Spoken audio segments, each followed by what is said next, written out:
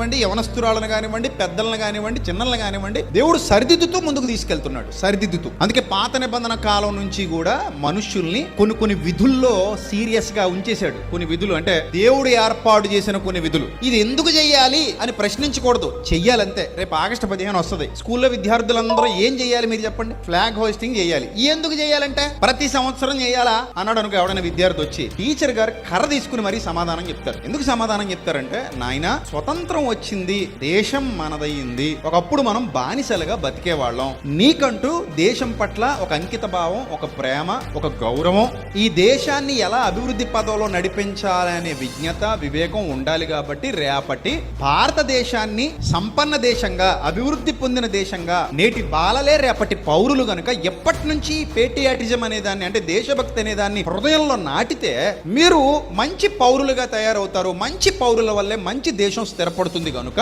మీకు ఇప్పటి నుంచే ఈ భక్తి భావాలు నేర్పిస్తున్నాం అంటారు టీచర్స్. మరి దేవుడు కూడా ఒక విధానాన్ని అలవాటు చేశాడు. ఎందుకు అలవాటు చేశాడు? ప్రారంభం నుండి కూడా మీకు కొన్ని విధులు ఏర్పాటు చేస్తే, ఈ విధులలో మీరు కొనసాగితే, ఈ విధులను బట్టి మీరు జ్ఞానవంతులైతే, వివేకవంతులైతే మీరు నేర్చుకుంటారు, భావితరాలకు నేర్పిస్తారు. తద్వారా నశించిపోయే ఆత్మల సంఖ్య తగ్గుతుంది.